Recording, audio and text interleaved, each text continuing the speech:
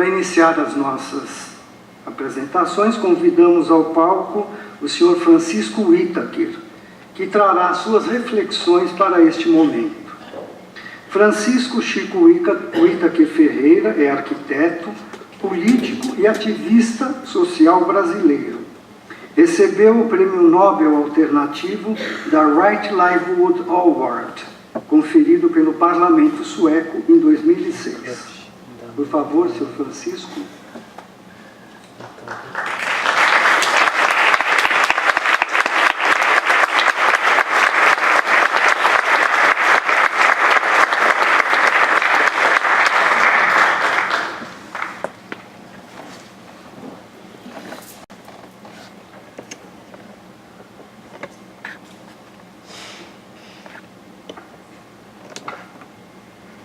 Boa noite, todas e todos. E eu agradeço o convite de Palas Athena para participar deste fórum sobre objeção de consciência.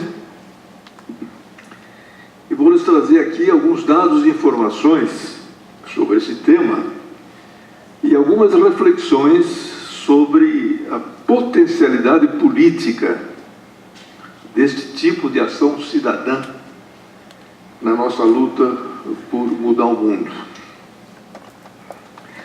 Como todos nós sabemos, este evento foi programado por dia de hoje, porque em mais alguns dias, dia 15 de maio, mais uma semana, o mundo todo será convidado a refletir sobre o objetor de consciência, no Dia Internacional que foi reservado a ele. Essa fixação pela ONU de dias internacionais, o mais conhecido talvez seja o Dia da Mulher, 8 de março. Ele tem esse objetivo: levar-nos a parar um pouco nossos afazeres e organizarmos encontros e manifestações em que reflitamos um pouco sobre nossos direitos e deveres em questões importantes para a vida das sociedades. No caso da objeção de consciência, o que se busca é também ampliar a própria consciência desse direito, que é ainda insuficientemente conhecido. Por exemplo, nessa sala, seguramente muitos de vocês, a maioria absoluta de vocês, talvez a totalidade, sabem de que se trata. Mas no mundo por aí afora, quantos sabem que um dos nossos direitos fundamentais é recusar-nos a fazer coisas a que nos obrigam as leis vigentes, mas que vão contra a nossa consciência, por razões religiosas, éticas, morais, filosóficas, políticas, humanistas. Inclusive, quantos de nós sabemos o que fazer quando essa situação se apresenta e que leis podemos nos recusar a obedecer? Possivelmente, depois de termos visto esses trechos desse filme aqui, já ficamos sabendo que, pelo menos nos Estados Unidos, os convocados como soldados numa guerra têm o direito de se recusar a matar outros seres humanos. Que pode ser uma surpresa para muitos que não sabem que esse direito existe.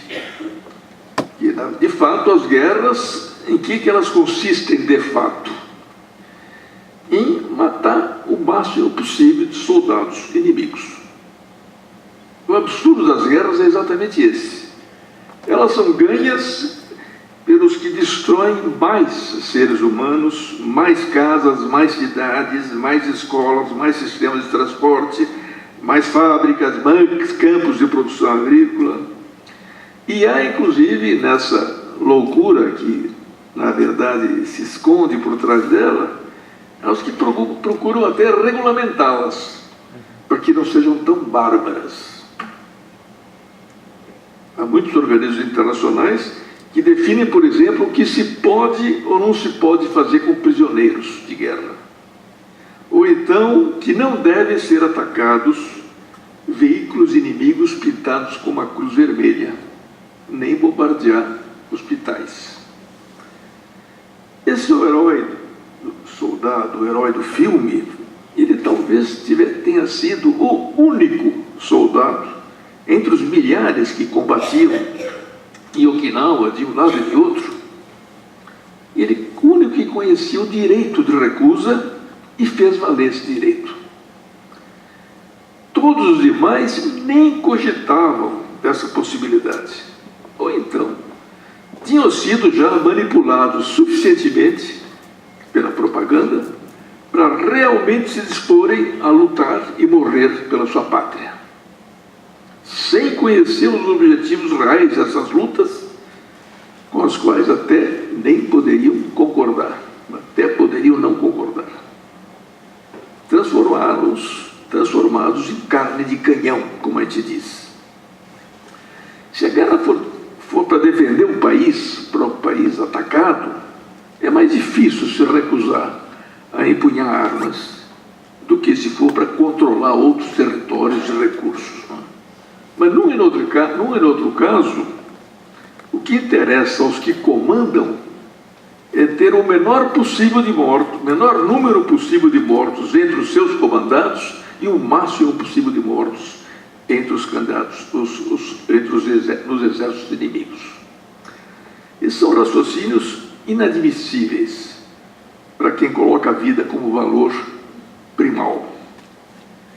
Nós somos, na verdade, de tal forma acostumados, condicionados para aceitar esses raciocínios, que para muitos que vão ver esse filme, que terão visto esse filme, esse personagem pode parecer até meio excêntrico, porque para fazer o que fez, embora com o direito que ele tem, fez valer, ele conseguiu salvar vidas em vez de terminar com vidas. E no caso, quem viu o filme todo vai se lembrar, tem uma cena até que ele salva até um inimigo. Estava ali, ele aproveita, não salva, mas tenta curar, tenta diminuir a dor daquele soldado japonês que estava ali. Agora, aí vem o problema, que para segurar essa cega disposição de morrer pela pátria, é para isso que, infelizmente, serve a organização militar. No universo mental dessa organização, a desobediência é inconcebível. A própria palavra tropa, que é usada para nomear tanto rebanhos de animais irracionais, como soldados desfilando no mesmo passo antes de serem enviados ao campo de batalha, ela já traduz o modo como, nesse universo, são tratados os seres humanos. Não se espera que raciocinem, nem que questionem ordens recebidas, porque é óbvio que não há exército que sobreviva se for comandado democraticamente. Há generais que se defendem com a teoria de que certos fins justificam os meios. Certos fins justificam determinados meios. Não existe, até na teologia cristã, o princípio da guerra justa?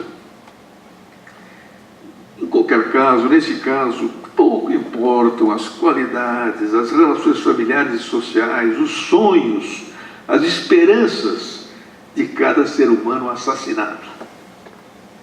Eles passaram a ser chamados de perdas ou baixas e receberão lindas medalhas póstumas se tiverem tido comportamentos heróicos.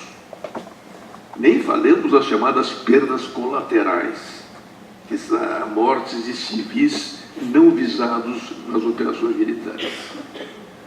Nessa perspectiva aí, pequeno parênteses, é assustador no Brasil de hoje, nos dias difíceis que nós vivemos no Brasil de hoje, que haja gente desejando a volta dos militares ao governo do país.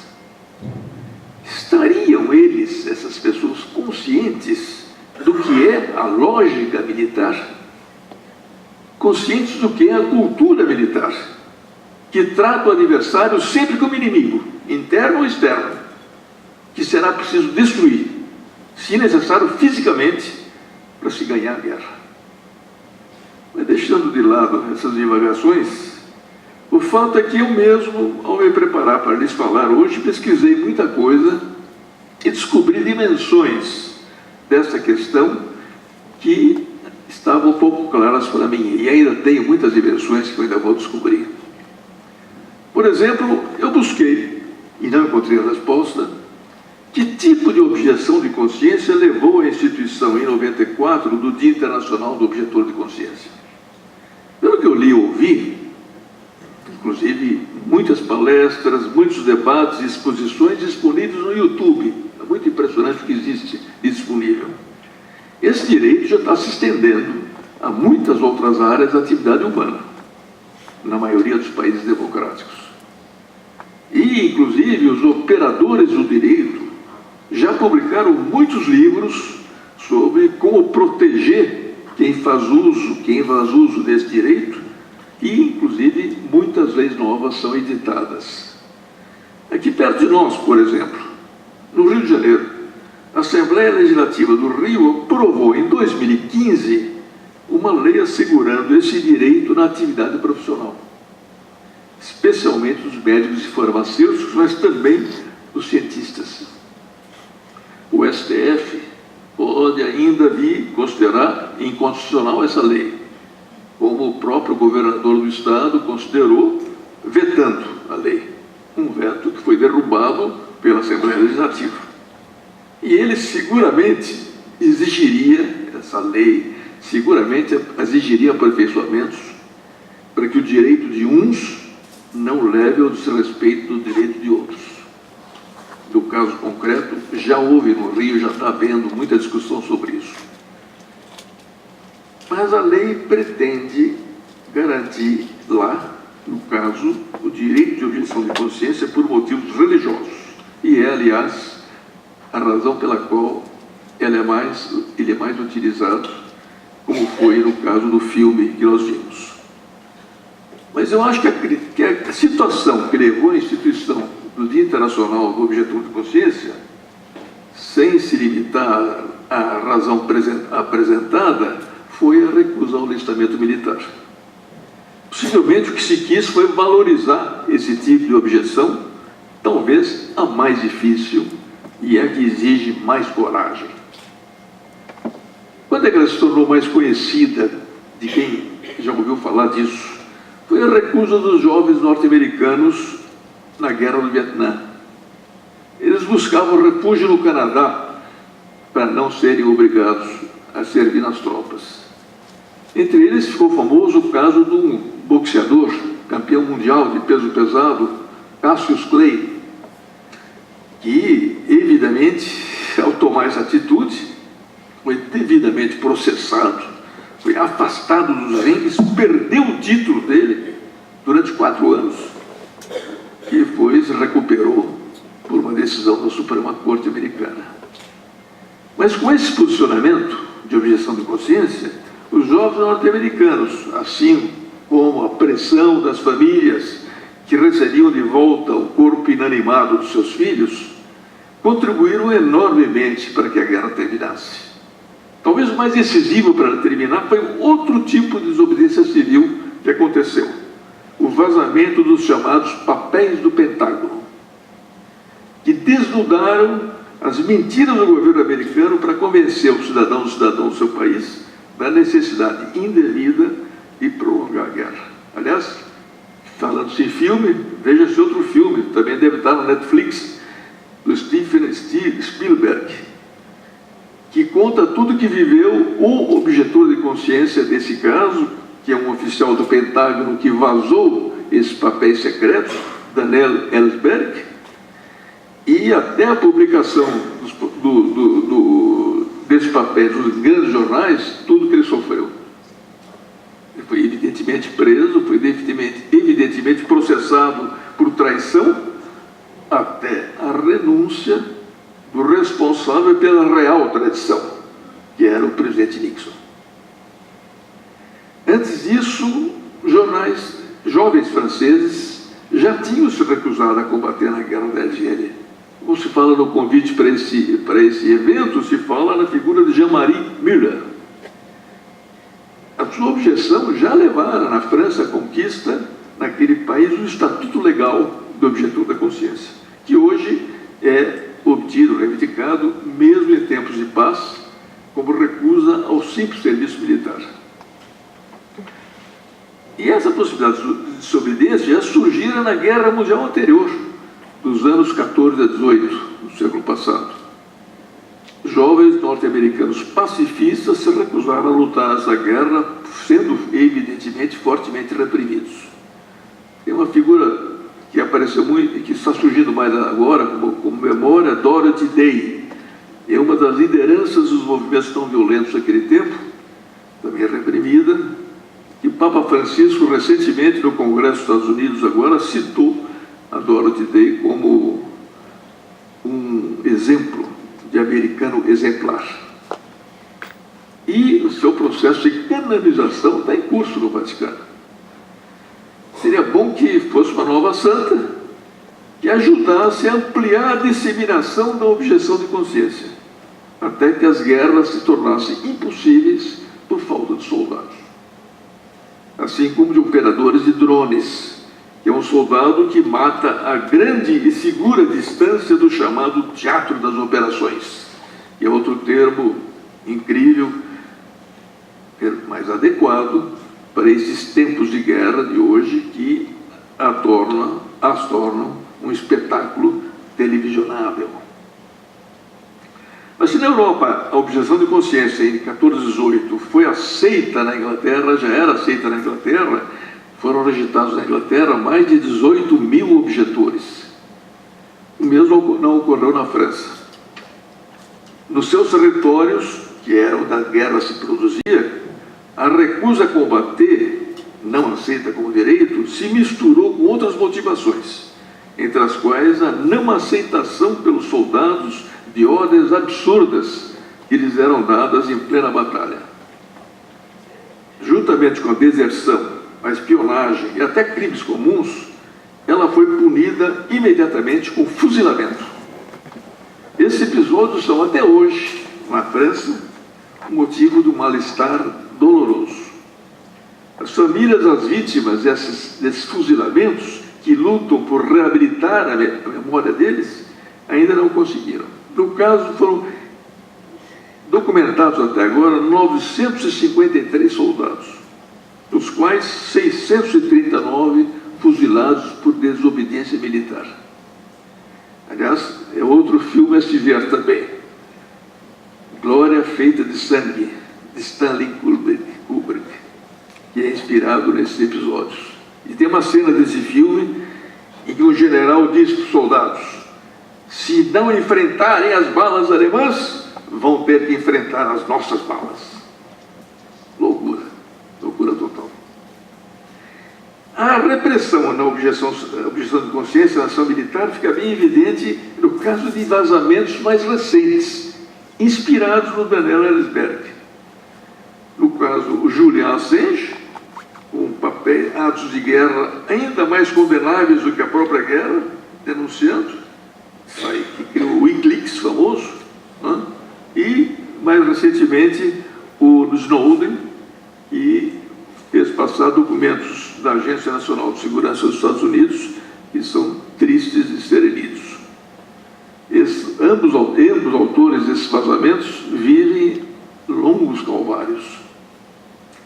Mas, na verdade, o que é importante seria ampliar ao máximo, nos dias de hoje, a possibilidade de objeção de consciência em outros campos, que não somente o serviço militar. Na verdade, infindável a lista de atividades com as quais deveríamos nos recusar a trabalhar por exigência de nossa consciência. Damos exemplos distantes da vida como nossa, mas que são claros. Trabalhar em fábrica de armas, trabalhar em fabricação de agrotóxicos, trabalhar em fabricação de produtos cancerígenos ou de medicamentos que já foram proibidos em outros países, trabalhar na mineração predatória, no desmatamento descontrolado. Muitas vezes nós não trabalhamos diretamente nisso, mas trabalhamos indiretamente colaborando com serviços profissionais.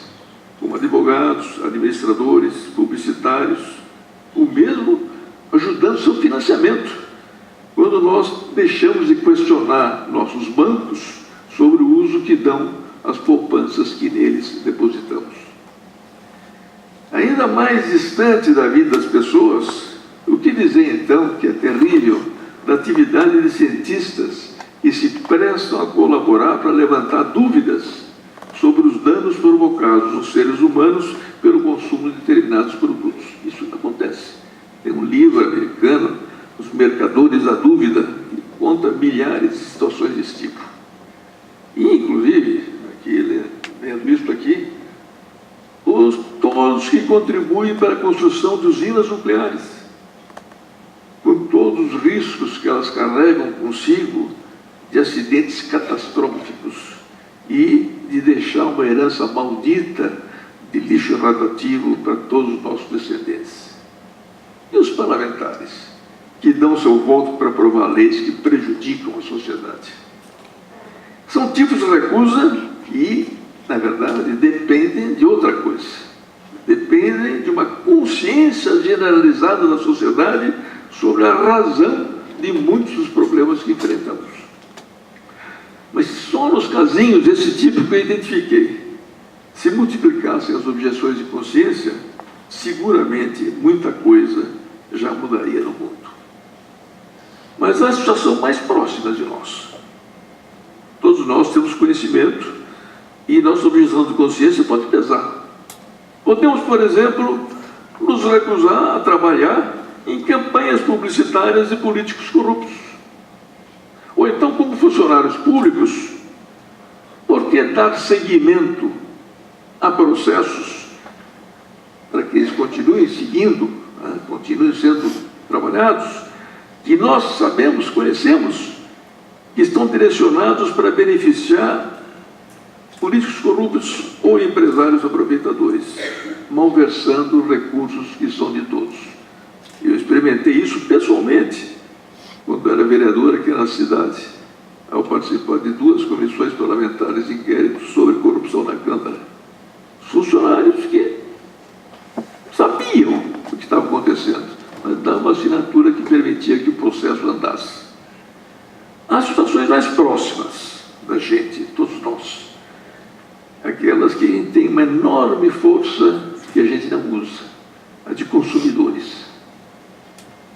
Desde o boicote dos produtos das empresas que eu citei aqui acima, até a resistência ao consumismo, a que somos cotidianamente induzidos.